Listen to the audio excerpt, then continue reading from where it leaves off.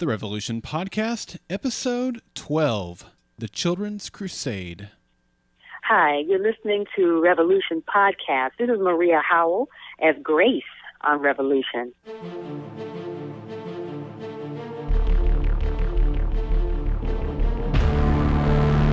Golden Spiral Media presents The Revolution Podcast. Support for The Revolution Podcast is provided by listeners like you and Think Geek. Charm the geeks in your life by giving them geeky goods from Think Geek. Think Geek has fun stuff for every Trekkie, Jedi, Whovian, Browncoat, Cortexiphan, and so much more. Bacon. Visit goldenspiralmedia.com/Think Geek today.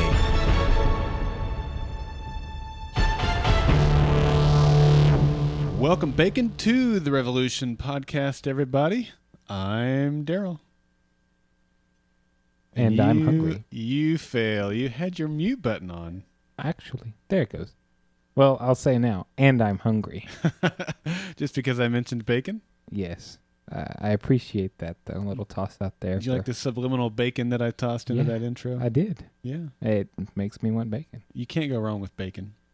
Well, you can, but it tastes so good while you do. That's right.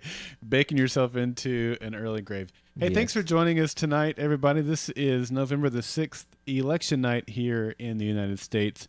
And to those who are joining us for the live show tonight, either you don't care about politics, you have politics on while you're watching this, or you'd rather watch this. I don't know which it is, but we're so grateful that you've joined us. And for those of you listening at a later time, we're grateful that you're with us too, as we break down this week's episode of Revolution entitled The Children's Crusade. This episode was written by Matt Pitts and directed by Charles Beeson. All right. Yeah. And Charles seems like he's going to be the most common director, I think, as we go through this. I think he's the primary director of the episodes. Okay. Yeah. All right, so what do you say we get into some news and stuff, Jeremy? Hey, news and stuff sounds good. All right.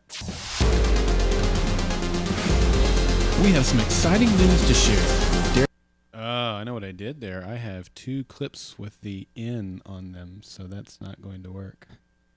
Good job. Yeah, because in the Fringe podcast, we call it the Fringe Binge, so one starts with N and the other one starts with B. Okay. But in this case, we have New and New Media Expo, or News and New Media Expo, so they both start with N. I'll have to fix that. But for now, no fixing. So we just pretend like it was there? Well, the video will have the messed up one in there. I'll fix it for the audio. Hey, it was a good intro. Yeah. For the audio version. Yeah. Hotkey mess up. That's exactly right. No one's minion. 2 sound clips assigned to the same hotkey equals fail. Hey, I had my mic muted and you had your hotkey mix up. So. Keeps us humble here at Golden Spiral Media. Indeed. All right, let's talk about some news, Jeremy. You want to talk about the schedule? Because we got some more news this week. Well, we did. Let's see. We were episode 7, The Children's Crusade, is the one we're talking about tonight. Right. Next week, November 12th, is The Ties That Bind. Actually, I don't know if it has the. I think it's just Ties That Bind. Okay. And from what I'm seeing, it's looking like it might be another Tom Neville-centric episode. Okay. And I'm not sure. I saw some pictures of it, and it had him and his wife, but in current time, not in flashback. So I'm thinking that that might be what we're getting next week. But that could be good. I'm not real sure. Okay.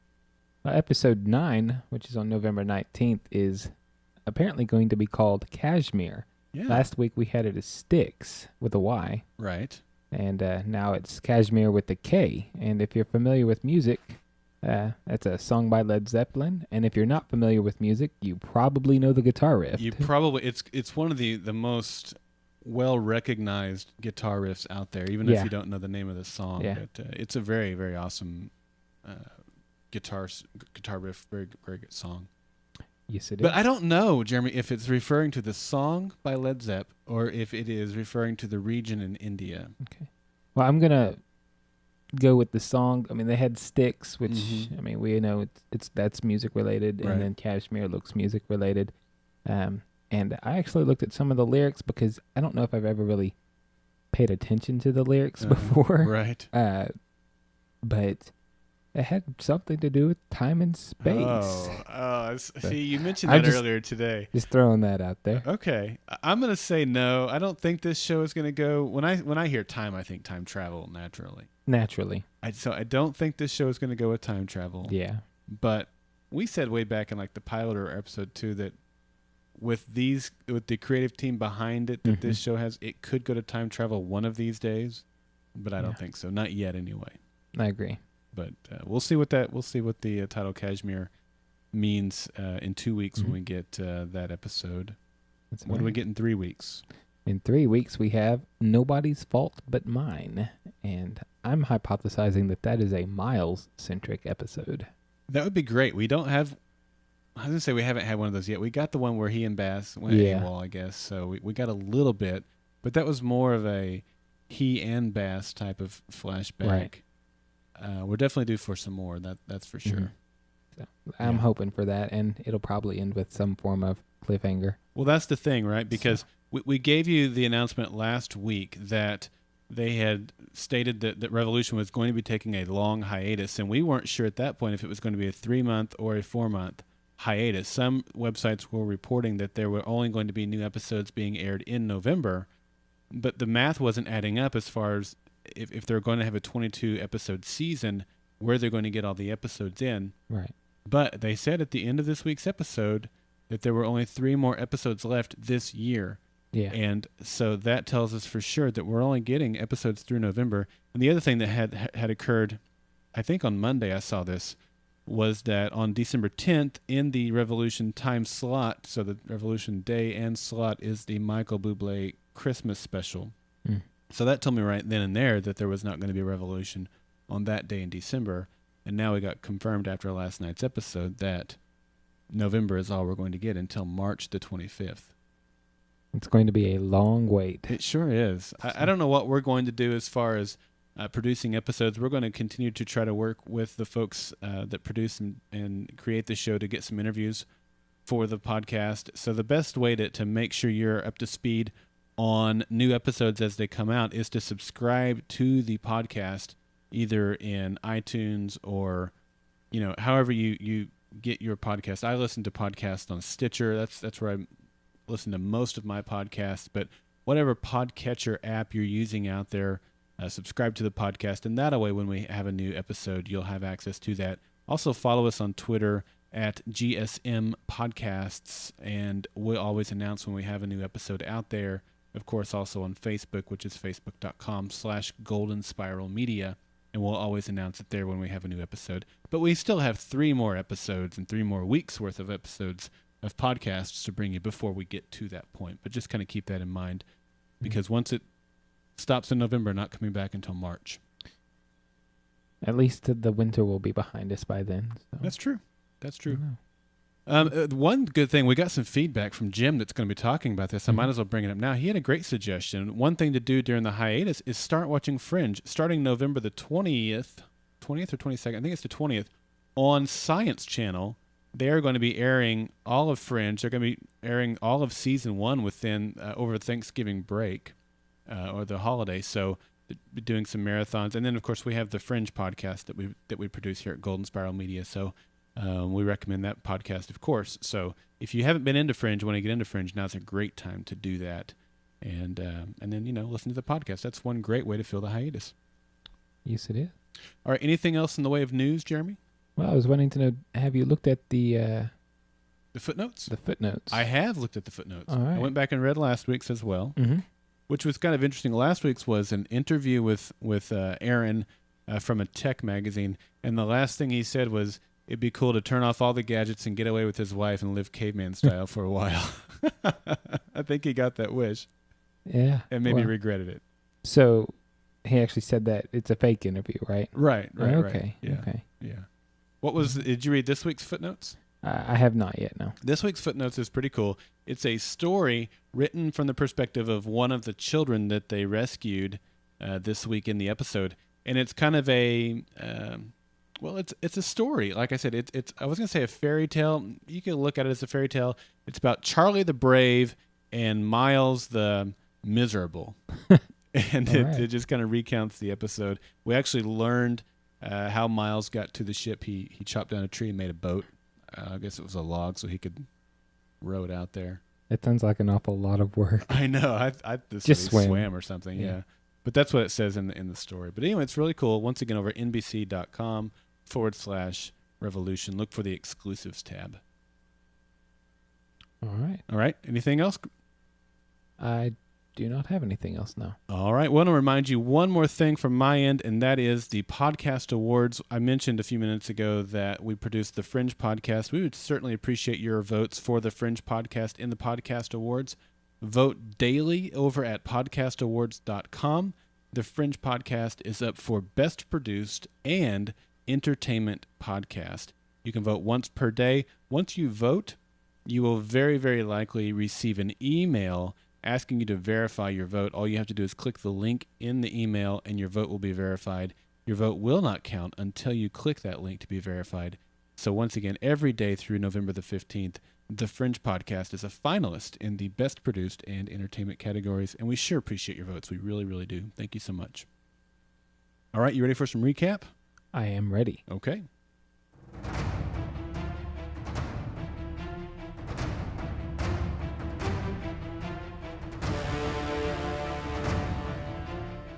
The episode begins with Charlie in the hands of several militiamen. She tries to free herself from their grasp, but she cannot overpower them.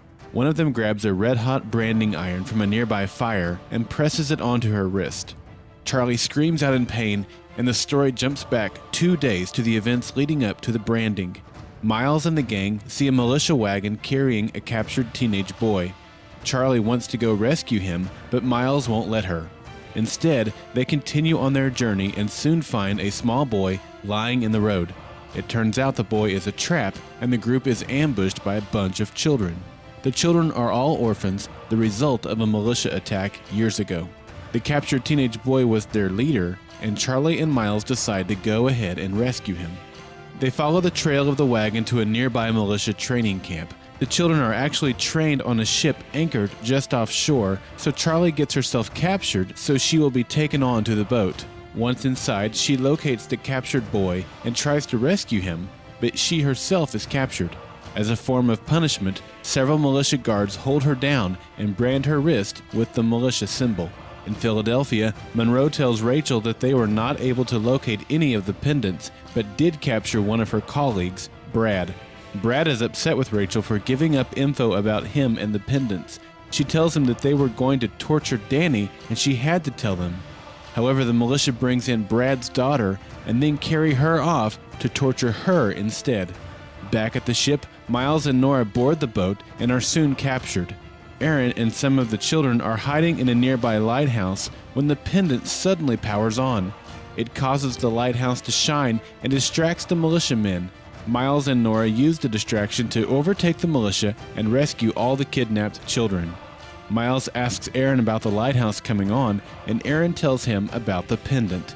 Miles wants to destroy it, but Aaron won't let him. In flashback, we see Ben putting on a demonstration for a man named Mr. Flynn from the DoD. Ben was supposed to make a new cheap way to create electricity. Instead, Ben created something that does the opposite. Grace and Brad press a few buttons and the power in the room goes out. They press a few more buttons and it all comes back on. The man from the DoD is impressed, but Rachel is scared that the DoD will use the technology as a weapon. The final scene takes us back to the present. Grace is talking to Randall, the man that kidnapped her 5 episodes ago. The camera slowly pans up to reveal that Randall is Mr. Flynn from the DoD.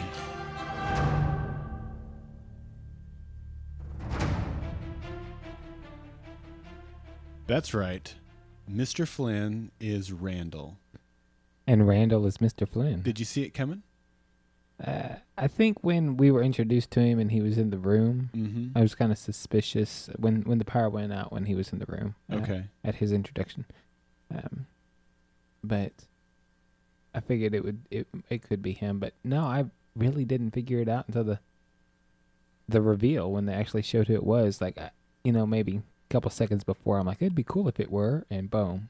So. Yeah, honestly, I wasn't even thinking about trying to figure it out. It was the furthest thing from my mind.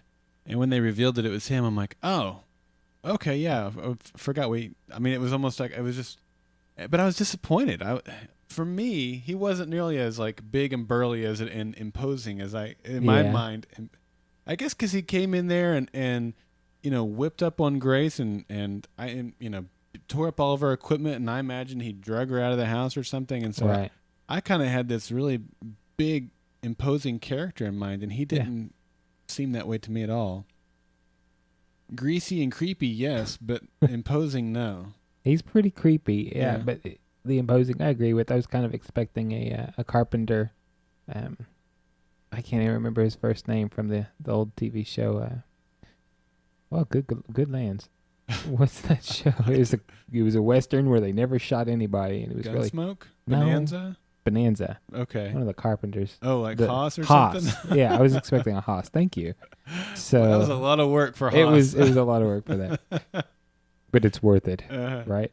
Sure. Okay. At least we can get rid of that. Yeah, I was expecting that. So. Yeah, but we'll see how as his character becomes more well known and they reveal more about his background, we may be. I was gonna say we might be satisfied. It's not that I'm not satisfied. It's just I had a picture in my mind of what he was going to look like, and he didn't meet that expectation. Right. So good, bad, or otherwise, isn't really relevant there. It's just my expectation was different. Yeah, I think he poses a lot of interesting thoughts in my mind to who he is, what he is, why he is. Yeah. So I like him being the Randall, the bad guy. Okay. So. Well, it's definitely interesting in his connection with the DOD, which we'll talk about as we go along. Right. But what were your overall thoughts of this episode? Well, I actually enjoyed it. It's my favorite episode yet. And while there were some things that I would have done differently if I were a part of the creative team, I really enjoyed the backstory, the flashbacks, and just the overall pace was just solid, I thought. It kept me interested, and I mean, to be honest, this is probably one of the first episodes that was in my mind the following day, and I was contemplating it. Yeah. In the past, I'd think about it, give it some time, give it some thought, but today I was actually kind of dwelling on it between Halo 4 and Revolution. So. How many times are we going to hear the words Halo 4 in this podcast? Well, I had to throw it into the podcast itself at least once, so... Jeremy's upset because he bought it. He made the mistake of buying it on his way home from work. You had, 15 minutes to play it before you had to start heading over here? About that. So you should have just bought it on the way home from this tonight. I didn't want to take the chance that they would be closed or anything. So all right. So he's miserable that he's not going to play Halo. Slightly miserable. This is a nice alternative to playing Halo. It's not a bad alternative. Yeah. And the episode, like I said, it was good enough that I'm fine talking about it. Okay, good. I'm glad to hear that. All right. I thought it was a great episode, too. It's not going to be my favorite episode so far. I'd put it maybe third or so. Okay. But I really did enjoy the episode a lot. I loved the intro. It was a different format of intro than we've gotten so far, where you see Charlie being held down by this band of militiamen, and they pull out the branding iron and get her on the wrist, and then 2 days ago or whatever. Right. So that was a fun, high-paced, high adrenaline, jump right into the episode method of starting the episode. And it's not unique. Obviously, we've seen that style of storytelling in a lot of places before. But for this show, it was the first time we'd seen that, and I liked it quite a bit. I agree. Yeah. It reminded me of Out of Gas from Firefly, as well as Trash. A few Trash. That's such a good episode. Yeah, but it starts out the same way. I never really considered that. You're not really thinking about how he got into that little predicament. Yeah. Well, that went well. Exactly. I'm sorry. There's a Firefly quote for you. Yeah. It's a good episode. If you haven't seen it, go watch it again. If you haven't seen Firefly, go watch it. Finish the podcast. Yeah. And then go watch Firefly. And if you're at work listening to the podcast, finish work, then go. Yeah, I suppose. Yeah. It's probably helpful. You got to pay for Firefly some fashion, but It's on Netflix. Is it? Mm-hmm. I'd say, hey, go out and go ahead and buy it. Mm-hmm. It's good enough that you'll like it, and if you don't, you can give it to a sci-fi friend who will. That's true. So You'll like it though. yeah, and it's pretty cheap. I've seen it actually. The Blu-ray, pretty good price. Amazon had it for $18 the other day. Yeah, man. Yeah, I was trying to remember what website I saw it on, but yeah. Anywho, yeah. Moving on. So, but not only did it remind us of a couple of Firefly episodes, what else did it remind you of? There were some pretty obvious, I think, shout-outs given to us in this episode. Well, the episode as a whole was definitely Peter Pan. I mean, that's clearly written. The captured kid is Peter. You have a Michael floating around. Exactly what I was going to say. I thought Charlie was a good Wendy. Okay. So it might have been a little over the top if the sergeant or whoever it was that was down there, I kind of wanted him to have a hook. If he had been like thrown overboard and been eaten by a crocodile or something, all right. That would have been a little over the top. Would have been good, or if there was a clock ticking or something. Something. But no, it was good. Paid homage. I thought a little heavy-handed, but not quite as heavy-handed as they did with the Wizard of Oz a couple of weeks ago, where they're reading the book and there's a tornado. It was just. And Tom, which we didn't really mention in the podcast, Tom gets squished by a house or a barn, as it were. Yeah. So this was a little less heavy-handed than that was, in that there wasn't printed words on the screen that said Peter Pan. That's true. They gave us enough visual clues and references, though, that I think it was just about as heavy. It was personally. So. Yeah, just a little less so. And a little Lord of the Flies too. Yeah, it reminded me of Lord of the Flies. A couple of other just off he the wall mentioned books. Children of the Corn. Aaron did, and that was. I don't know that I would have made that connection had he not said it. Lord of the Flies was my first thought because of what we saw before we actually identified characters by name, and then the Peter Pan references start flowing out at that point. Right. Lord of the Flies was my first thought. And when people keep bringing that up, all I can think of is Jeff Goldblum. The Fly? Yeah. So. All I can think of is Sawyer from Lost. Okay. Yeah, that was one of his quotes. We went on Lord of the Flies over here. All right. So another thing we saw in this episode was a big boat. And I don't know, I wouldn't put this boat on the size of like an ocean liner. No. More like I was gonna say like a Mississippi River boat or something like that. I think this took place on the Ohio River, based on the map that they, map that they're putting out over at NBC.com/revolution. It showed it as on the Ohio River. But it's a pretty good sized boat, the biggest boat we've seen outside of the flashback that we had by Maggie. Right.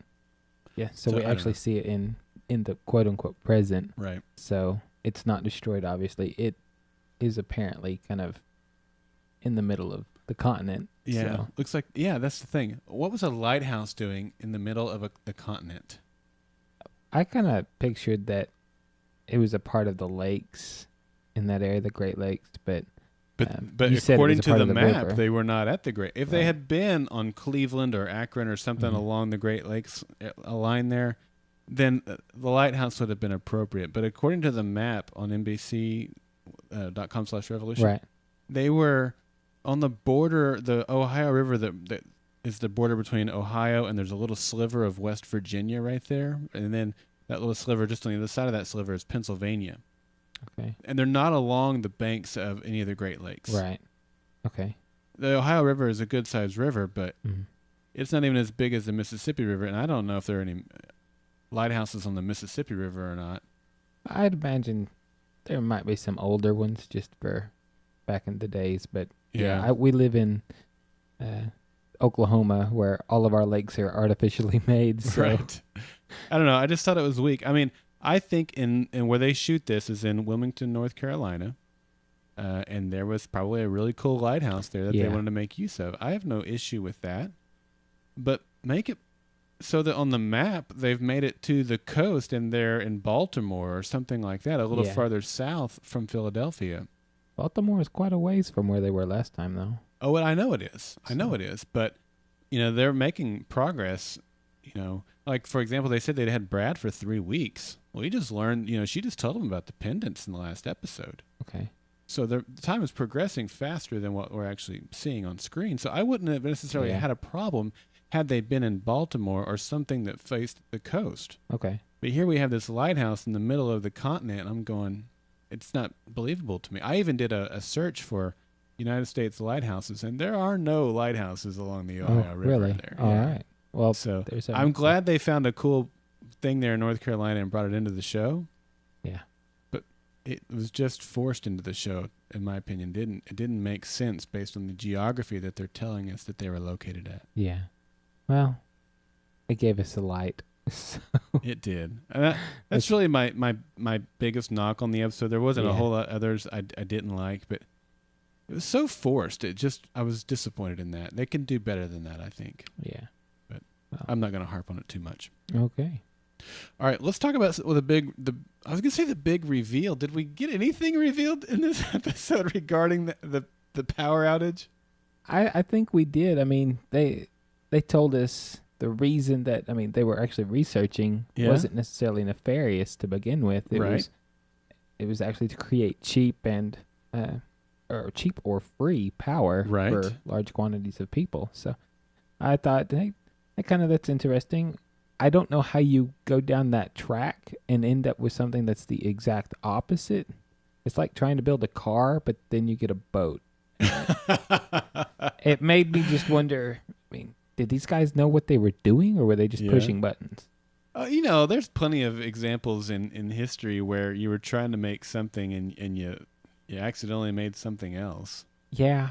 Like I think Post-it notes is one of those examples, or I don't know. There's other examples, but are you trying to make something and you made something else? Right. I didn't have a big issue with that. It is funny that it would do the opposite of what they actually intended. That's more or less my concern. It's not doing necessarily something different that's useful. It's a 180 from the path they were taking. So, and you think the amount of time they had invested in the research, they would have known it wasn't working far before they're able to actually use it. Yeah, but at the same time, they might have said, this isn't working, but there might be some use out of this. Let's keep working with it. True. I don't know, but I know we'll get more backstory of, we don't know what the pendants are. The pendants, I think, are a sub-creation of what they stumbled upon. Right, I agree. So there's definitely going to be some more backstory told there, and maybe that'll become more clear as it goes along. Okay. I don't know if that little detail will or not. Yeah, and if it doesn't, tell you the truth, I don't care. I'm going to forget pretty much in 2 episodes. So that's true. I'm probably with you on that. But it was definitely eerie to me. I mean, here we are living in a all we've seen on the show is just how destroyed everything is and how different things are with no power. Right. Maggie's cell phone is an example of that, how she's that's her memories of her children. And we all depend on electricity so much, but to see the world in this show post power is quite amazing. And you see them, it just seems they are so powerless, and I mean that, in every sense of the word, pun intended on that. They are so powerless in many ways. In the flashback, we see them doing the experiment for Mr. Flynn, and the power goes out, and all this stuff goes out. Click, click, click, boom, power's back on. And it was eerie to think that someone, all they need to do is click a couple of buttons, and the power will come back on. Right. And that's kind of just like, why haven't they done that? Why did they do that to begin with? It's if it's that easy to fix this, then the why becomes so much more. Yeah. I want to know that so much more now than I did before. Right. And I agree with that. And I mean, maybe the person who typed that in to actually kill the power doesn't have a pendant to turn his computer back on to re-enable the power. So yeah, I mean, we did see that you bring a great point. Brad and Grace's computers did not die when the power went out. Right. There was another light behind them that did not go out as well. Right. I think it was centralized in that room that. Yeah, but not everything stayed on. I mean, Ben's phone went off, and I think there were a couple of other things that did go off. Okay. So were they connected to something that prevented them from going off, or what? How did that happen? I am unsure, but I thought Ben's phone went off because the guy he was talking to lost power. And it could be. He lost the connection. I thought, I don't know. When you lose a connection, if you drop a call, the screen doesn't go off. Yeah. So I took it to mean that Ben's phone went dead too, but you could be right. Yeah. Well, I think the weaponization of this technology is plausible. Okay.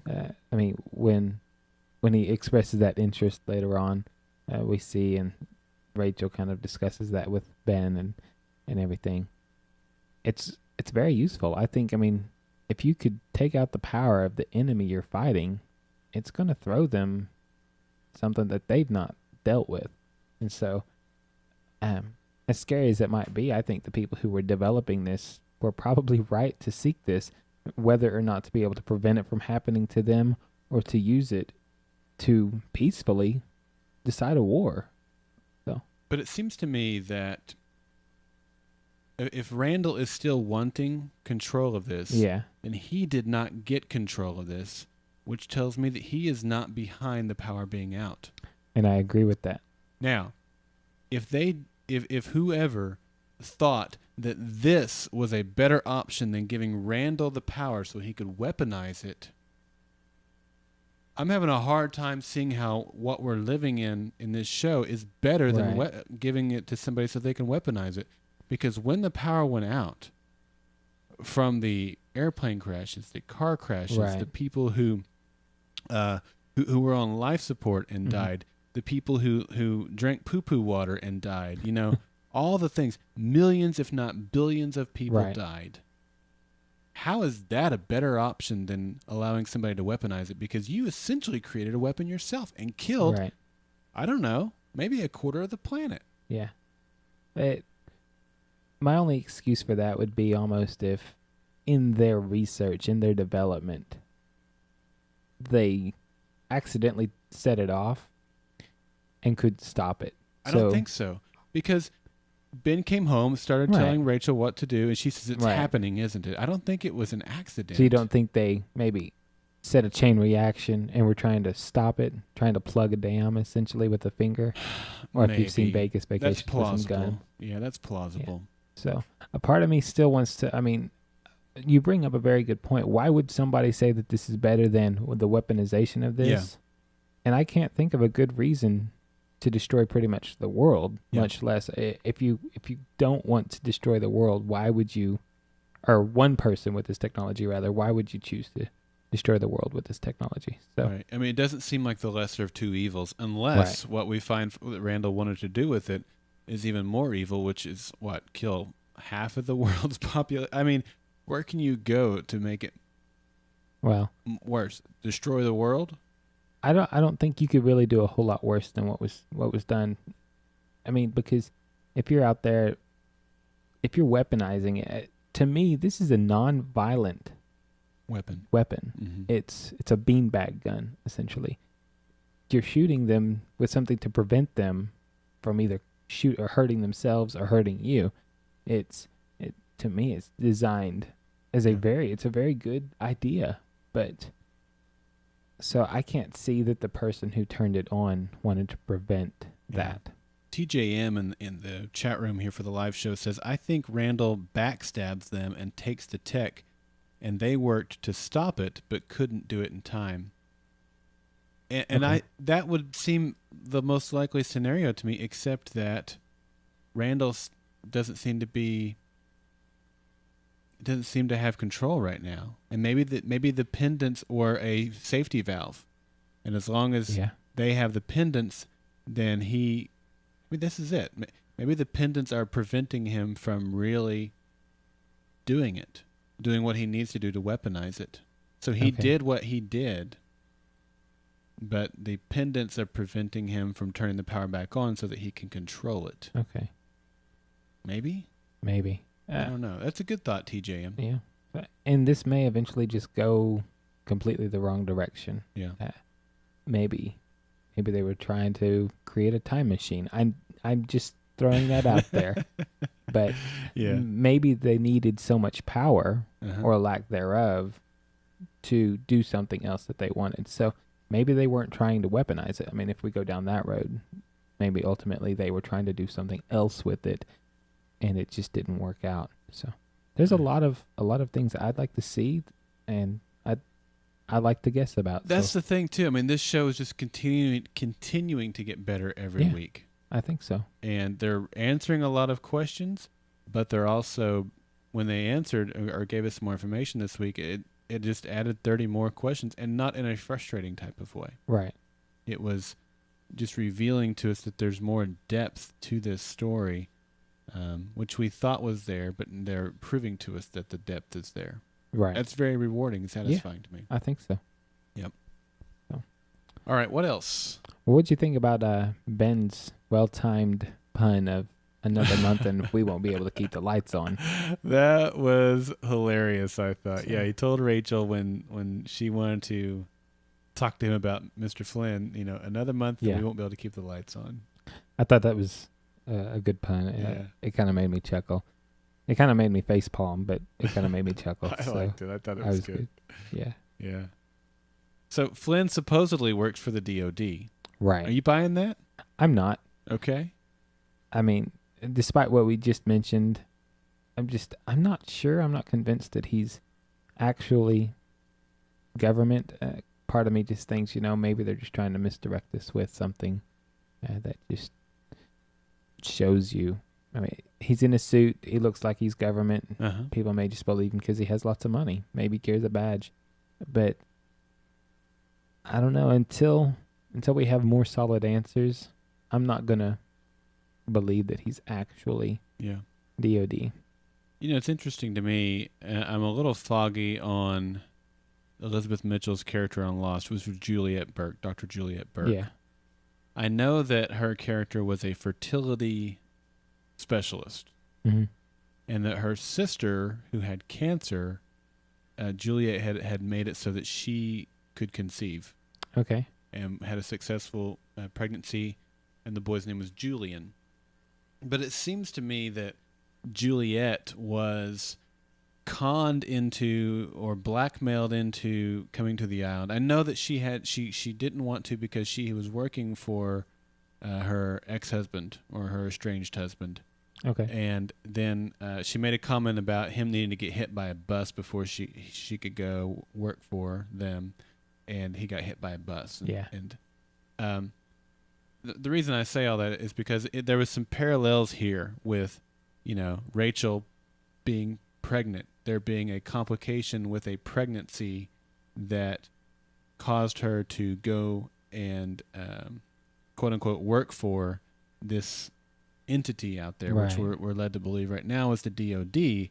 In Lost, the entity that she was supposedly working for was a front, and they took her to the island, and that's how she ended up on the island. Spoiler alert.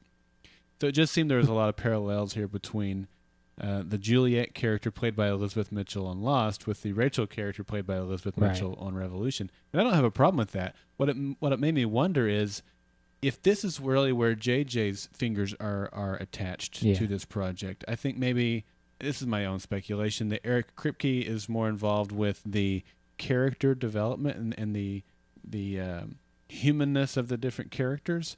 But when it comes to the mystery story, JJ might be involved because this just rang really familiar with some of the things that we've seen JJ do.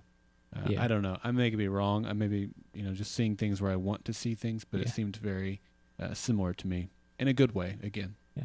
I mean, once you bring it up, it does feel very similar, but maybe it's right now we don't have enough information. Maybe it's just a toss out to her former character. Yeah, Tangier in this show here is saying that it could just be Easter eggs for the Lost fans, and it could be. Yeah, sure could.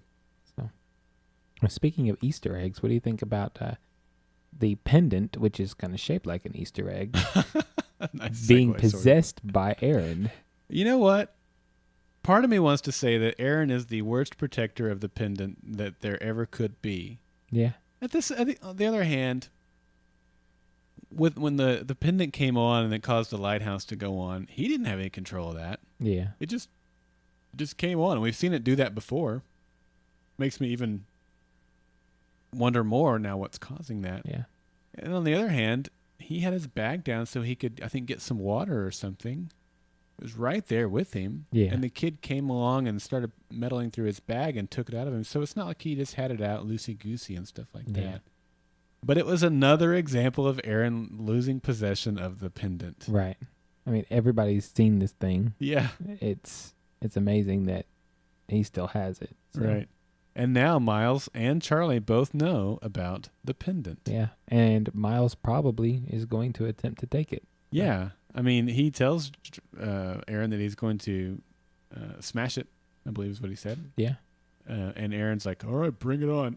There's no contest there. If Miles wants to get the pendant from Aaron and smash it, he will. Aaron can't do anything about that. Yeah. And so Charlie's going to be the one to prevent Miles from getting the pendant?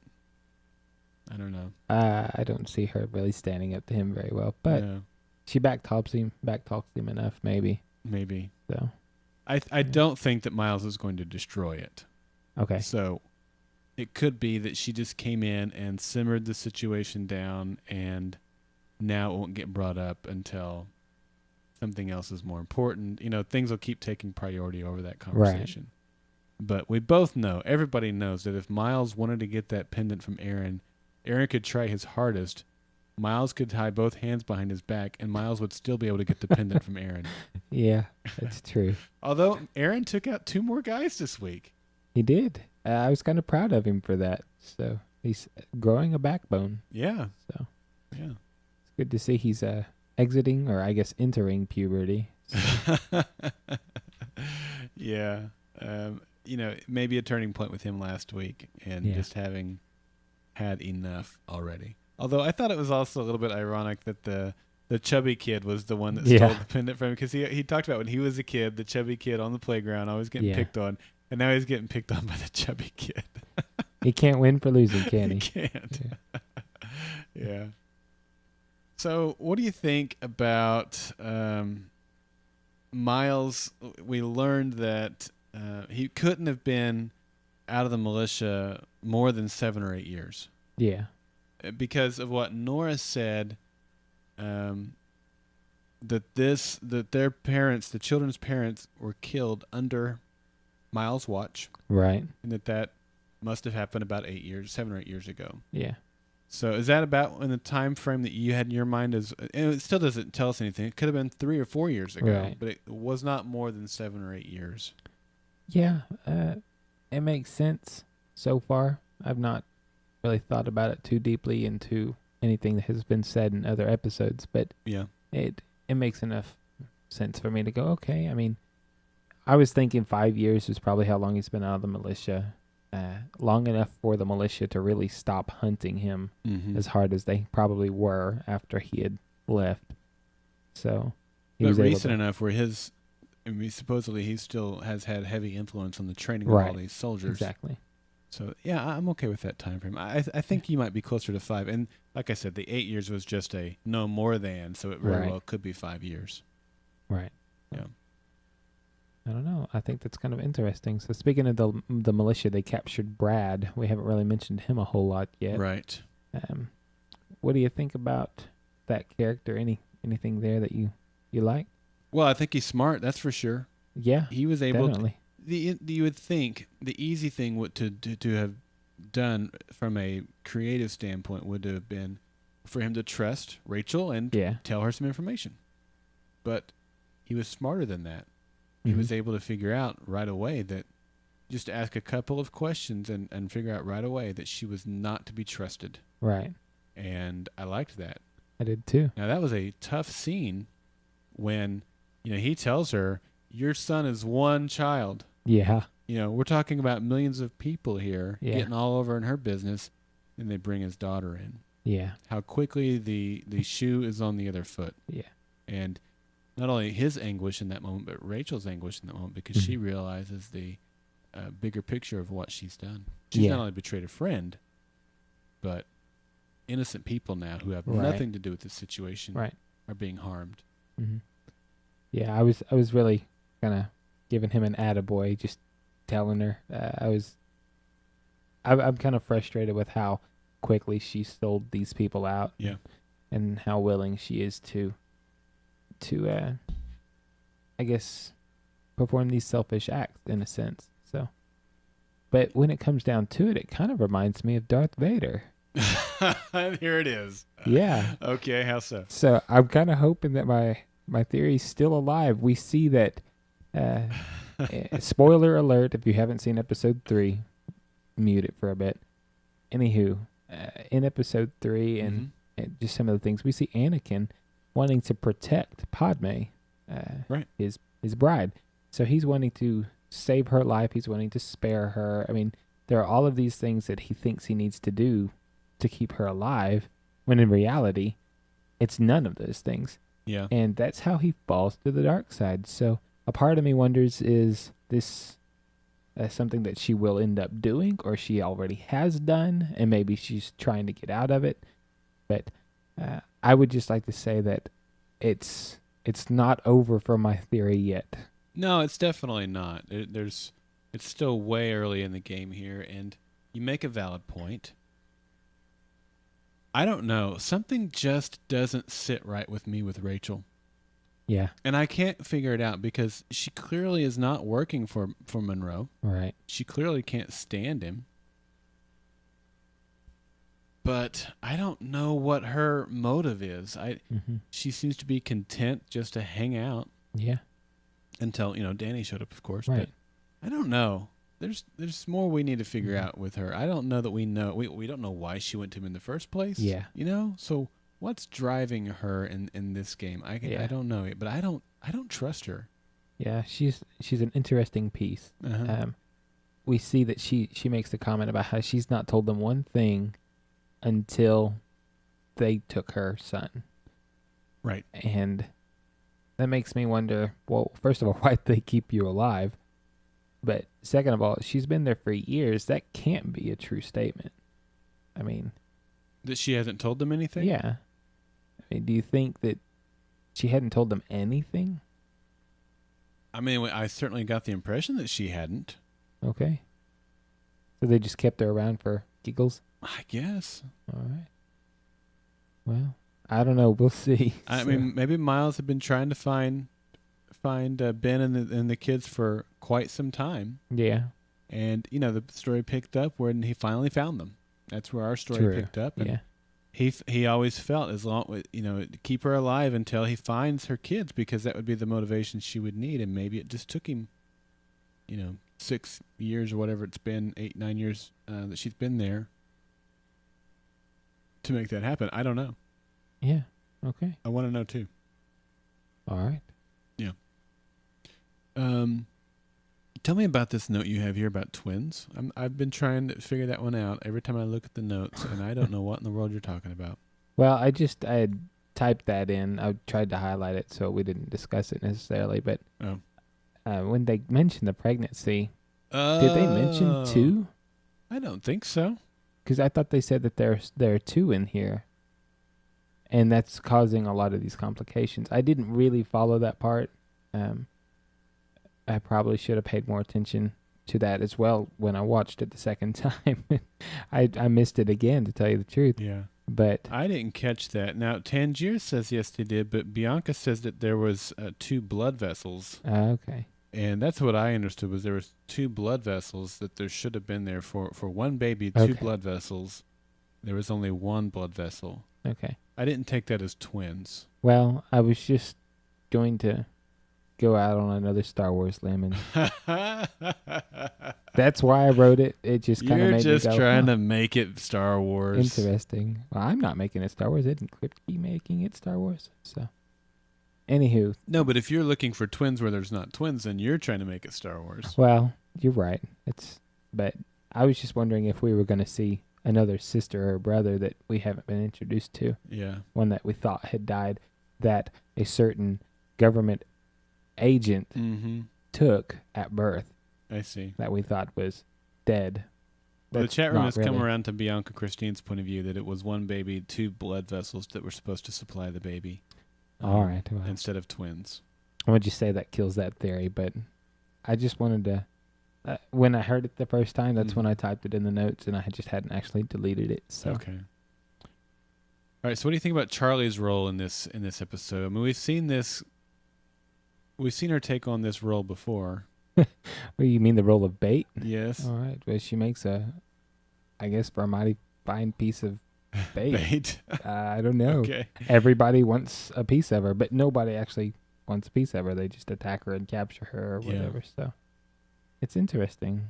No, I mean, in all seriousness, she's a young, attractive girl. She is going to make a nice piece of bait for most members of the militia. Yeah. You know, are they going to continue to use that over and over and over again? I don't know. They use it quite a bit. Yeah. She's put herself in that position. I mean, even in this time, I think. Yeah. You know, she volunteered to be captured. I'm pretty sure. So I don't think they're making her do anything that she's unwilling or doesn't have a desire to do. She also seems to like to get hit in the face a lot. She takes a punch very well. Does she? So she gets knocked unconscious very well. Yeah. So I was kind of happy to see it. She gets hit when she's in the fight. Yeah. And then we come back from commercial break. She's captured, but she gets hit. She got hit when she was captured. Right. And then she got hit when they went to brand her. Right. No, she bumped into the guy behind her in line, and he punched her out. That was good. Yeah. I have to say that I verbally laughed out loud. I don't think she intended to get knocked out either time. Yeah. She did see the medical room over there, and I think she saw that as her chance to get perhaps a guy alone so she could get the jump on him. I think she just intended to get injured. I don't know that she picked the biggest guy in the line, though, to take her out, just pick a fight with. That's true. And I think your theory's pretty good. She saw an easy way to do that, but man, it made me just kind of laugh real nicely and appreciate the guy who punched her. I don't know what happened to him. I wanted to thank him. So yeah. They're saying in the chat room, alternative is that she was looking for the master key. That's it. That's exactly it. She saw a way to get the doctor alone, and knowing that he would have a key, and it was a good idea, and it worked, sort of. I just don't think she planned on getting knocked out. Yeah, or branded. Yeah, exactly. So. Yeah, that's exactly what led to her getting branded. So let's talk about the brand. I mean, that would have been extremely painful. I cannot imagine how excruciating that would have been. Obviously, they do it to everybody, but you have to realize that the infection is a very real possibility with a wound like that. Yeah. But I don't think they're going to worry about that in terms of she won't have any complications from it. They won't bring that into the storyline at all because the militia does brand everybody. That's their way of. So it's just going to be, not a plot story. But she now has a hall pass, if you will, into the militia. Yeah. So it could turn into a good thing, I think. I think it could turn into a good thing, and I think we'll see that it will be used at least once. Okay. Along with the uniform she got. That's right. In order to infiltrate something. And Nora should have a uniform somewhere too. Yeah. She was using a uniform when Hutch stabbed her. Right. So it's probably got a little tear in it where the knife went, but it might have a little bit of blood. Yeah. But yeah, I mean there are the possibility now where these two women have militia uniforms. So, and I would imagine Nora's got a brand too. Although they checked her, I guess. Yeah. When they went to check Miles, the kids, she pulled his sleeves up. He kind of brushed him off because he definitely has an M on his. Yeah. Although that makes me ask another question. Was maybe the M originally for Miles? And once he went away, it became the Monroe militia? Because if Miles was in charge of the militia, why would he have an M? Right. But I think he does because he brushed the kids away. Yeah. Well, cup into the microphone. Is it not the tattoo from the very beginning when you're right. Monroe pulls the M it is the tattoo, so it has to be the Monroe. It's Monroe's tattoo. They may have agreed upon it for being, I'm Miles Matheson and I have two M's. Yeah. And you have one. Let's use an M for our symbol. Yeah, you're definitely right about the tattoo, and the folks in the chat room are reminding me too. So I don't know. I want to know what the dynamic was when they were both there, because in the flashback, Miles definitely started the militia, quote unquote, but and Monroe was more passive. But at some point, the dynamic changed. Yeah, we've talked about that a bit, and I think it's a good theory, but right now it's kind of low on my chain of I want answered who started it. So it's definitely a fun question to think about, but I'm not going to give it a whole lot of thought until they do. Okay. So, to be honest. All right. Now, you and I talked last week about Tom and how maybe he wasn't super excited about his job. And we'll have some feedback coming up in our feedback episode for that. What'd you think this week about how Tom... what'd you think about Tom this week, and I guess how he's moving into that new role? Yeah. Looks like he enjoys his promotion, really. Yeah. He didn't jump and click his heels last time, and I don't believe soldiers really do that. I mentioned that. Nobody's going to do that when they're actually in the process of that being promoted, but he definitely is getting a kick out of this. So. Yeah, man, he's already seemed like a bad dude, but man, this episode was like he was taking pleasure in what he was getting to do now. I think we were both wrong on our take on him last week. Yeah. And we'll see where he goes. I'm still very intrigued by his character. I think that having a very evil Neville will give us... I think having that particular actor play that role will definitely give us somebody to hate, because he's going to be really good at this. Yeah. So I think he'll probably... I think he'll be there after this season. I really hope he will. I do too. As a main, as the primary enemy. So. I do too. I think he is a main character, not going away anytime soon type of character. And Monroe is getting more evil too. I mean, he's ruthless. Yeah, for sure. Yeah. So, I'm not convinced Monroe makes it past the season. Oh, I disagree. So I think he's the main foil. Okay. I think he's in it for the long haul. All right. Well, I was just saying that Tom, I think, is, because I don't think that Monroe necessarily is, because of, I think Monroe's kind of that guy right now that he's caused everything. We want him dead. He might be removed at the end of season 1. And then Tom is kind of that guy being groomed to become the bad guy. That's totally more or less kind of what's in my mind. Yeah. I mean, you can go any direction from. But the two of them at the top of the militia is, boy, they are bad dudes. It'll make Miles and Monroe look tame. I don't know. We'll see what that means when we see those flashbacks. Yep. So it definitely are. I hate them more each week. Yeah. But they make for great TV though. Right. You know what I mean? Yeah. So. All right. What else, man? Well, back to Charlie getting captured. Okay. I just wanted to see what you thought about when she does. Miles, I believe it's Miles, it may be Aaron, who's explaining to the little girl actually I think it is Aaron. She's strong. She can handle herself. And the little girl kind of asks her, "Why should we trust her?" And I'm kind of like, that's a good point, because so far we've not seen her do anything worthy of trust. Charlie? So, yeah. I mean, she's botched several things. So she gets captured all the time, and I wouldn't send her in alone. I mean, you sent her in against Tom, and he about killed her on the train. Yeah. No, you're right. You make a really valid point. I don't know why they would assume that she could be trusted. Just because she was the one that would most easily be able to infiltrate doesn't mean that she's the best one to get the job done. Exactly. And this week, just like last week, Miles somehow found a way to infiltrate. Yeah. And save her. Yeah. He used a wooden boat, right? Apparently. All right. And I was talking to one of our coworkers earlier, and he was upset by that. That last week Charlie was sent off on a mission. She flubbed it up. Miles broke into a compound that was quote unquote impenetrable and saved her. Yeah. This week, Charlie was sent on a mission, flubbed it up.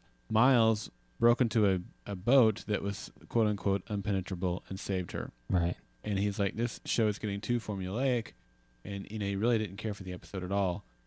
And I didn't get that take. I didn't take that from this episode.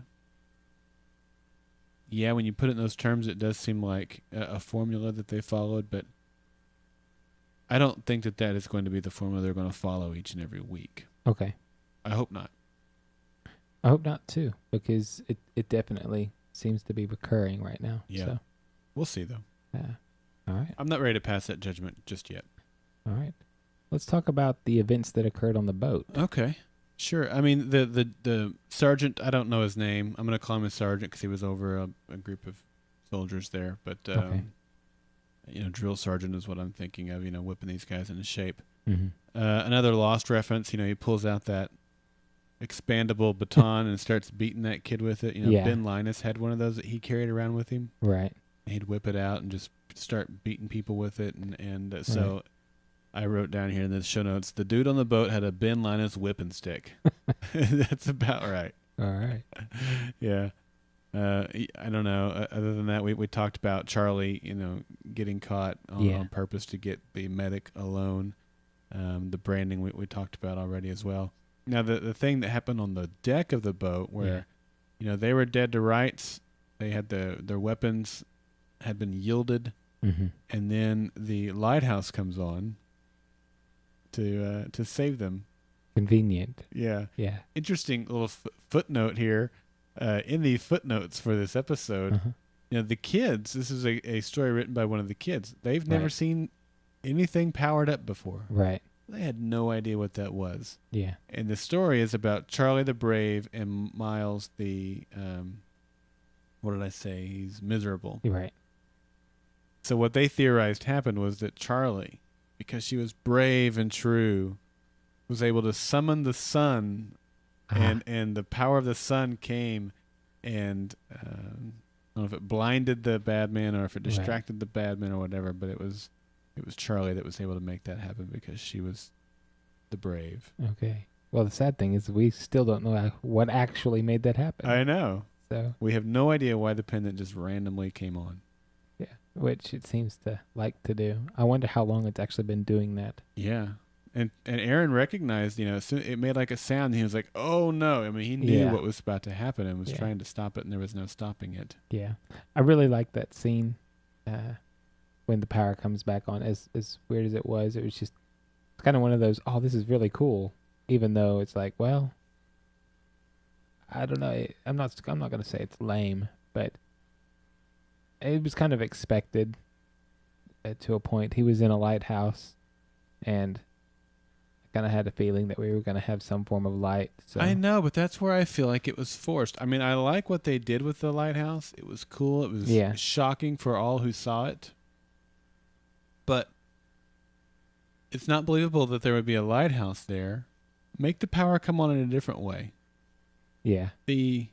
What are you pointing at? The lighthouse I have on the wall. I just noticed that. Make it so that Aaron is on the boat too. Yeah. And the lights come on in the boat or something. You know what I mean? I expected something like that to happen. Yeah. Like a spotlight from on the boat. A searchlight that was on the boat for some reason. Exactly. Yeah. So that's clearly what I was expecting. So because the only purpose it served was a diversion so that Miles and Charlie and Peter could get the jump on the bad guys. Yeah. Worked perfectly. They all got gutted and, the children are freed. Right.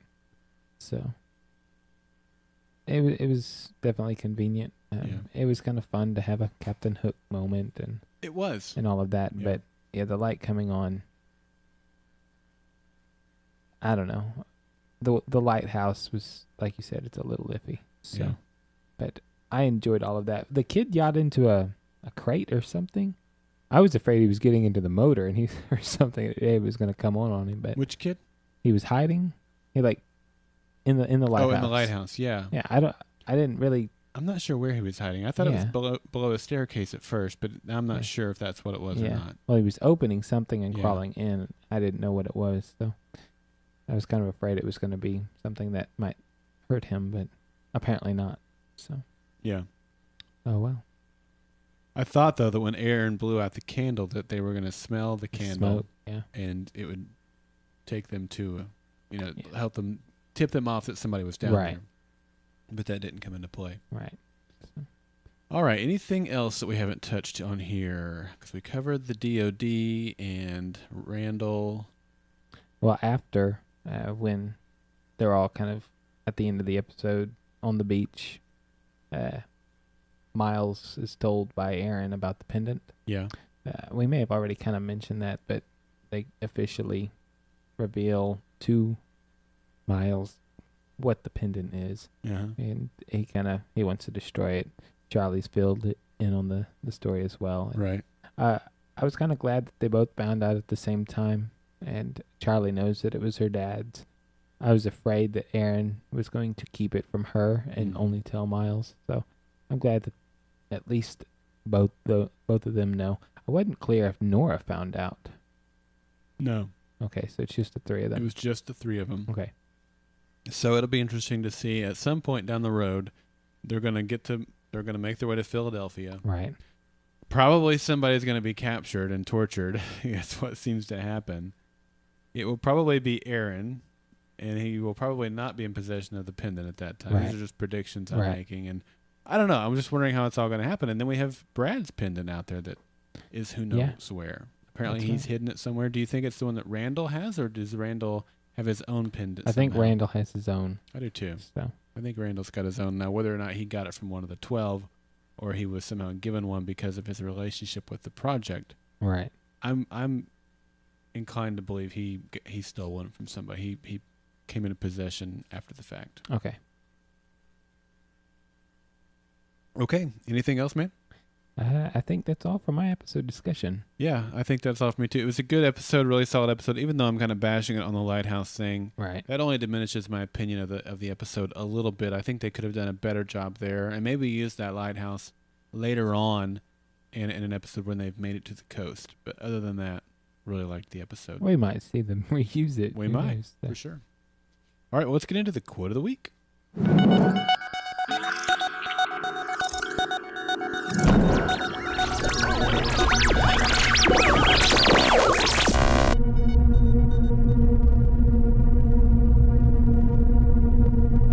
Last week's quote of the week was the closest we've ever had. So close, it was a tie. Indeed. Yeah.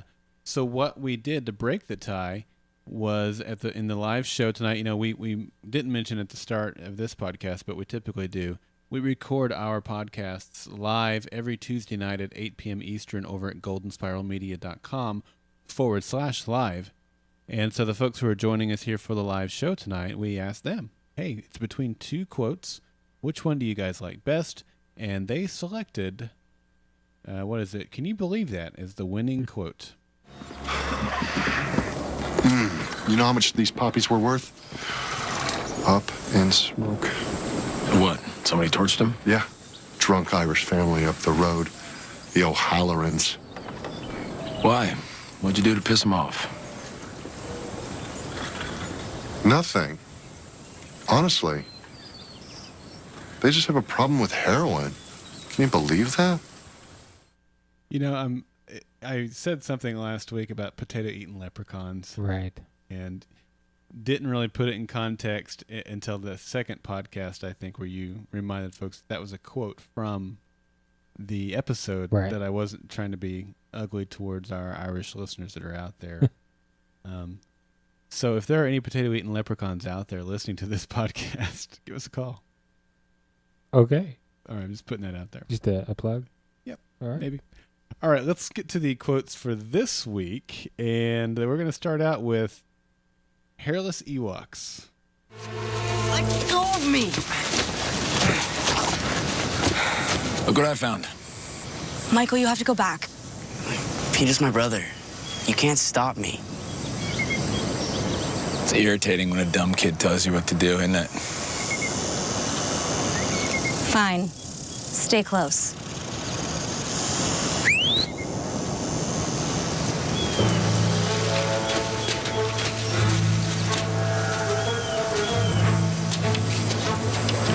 I take it they're not going to turn around either.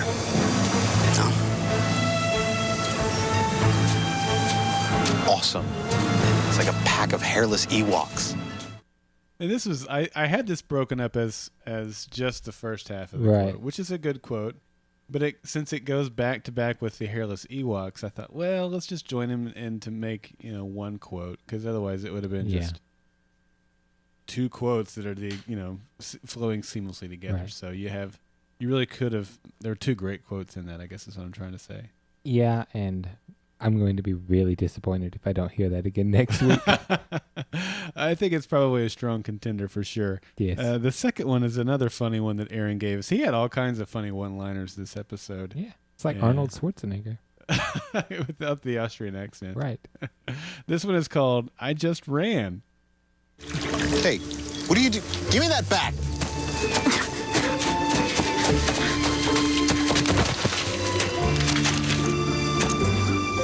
I don't like you. Feeling is so mutual, kid. Hey, Aaron. What's that? Nothing. It's my necklace. Kid tried to steal it.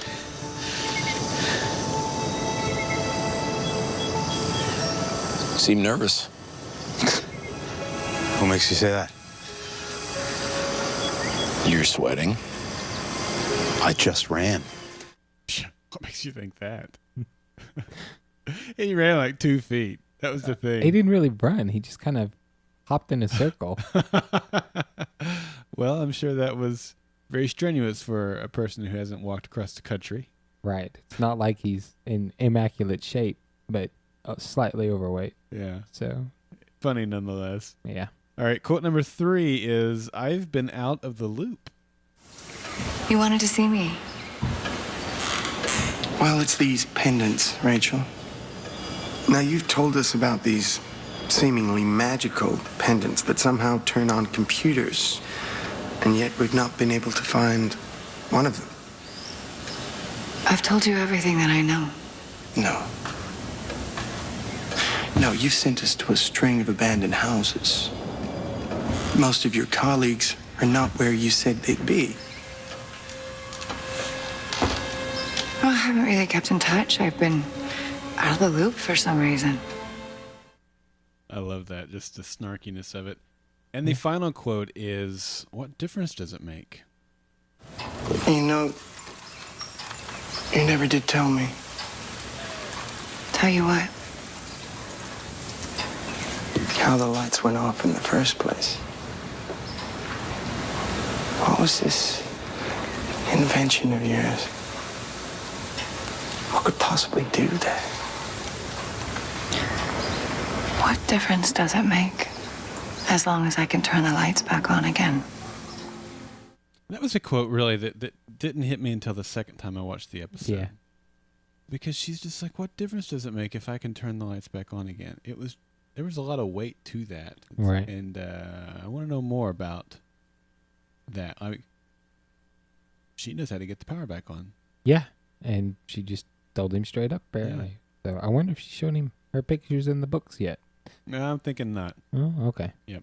So I guess we have 2 Aaron versus 2 Rachel. So it'll be Aaron versus Rachel in this week's Quote of the Week. If you want to participate in the Quote of the Week, which we hope you do, go over to our website, which is goldenspiralmedia.com/revolution. And you'll see we have some areas for podcasts and blog, and you'll see one for polls. Click on polls, Quote of the Week, right there at goldenspiralmedia.com/revolution. That will be up on Wednesday, so go get your vote on. All right. We also will announce that via Twitter, by the way, when we have the Quote of the Week up for voting. So if you want to follow us over on Twitter, which I mentioned earlier, is GSM Podcasts. You can follow us on Facebook over at facebook.com/Golden Spiral Media. I just gave out our website. And then, of course, our email address, if you want to send us in some feedback or your thoughts about Revolution or the podcast, our feedback email address is feedback@goldenspiralmedia.com. Jeremy, got anything else? Nope. You happy over there? I'm happy. All right, we're going to do one more podcast if you're joining us for the live show, and that'll be the Feedback Podcast. And if you're listening after the live show, the Feedback Podcast will be out in the feed Friday morning for your listening pleasure. Thank you guys for joining us for this episode of the Revolution Podcast. And I want to remind you to go and vote for the podcast awards for the Fringe Podcast over at podcastawards.com. Vote every day through November the 15th. And please don't forget to verify your vote. And also, don't forget, you can always go home if you want to. I just might beat you on the way. The feeling is so mutual.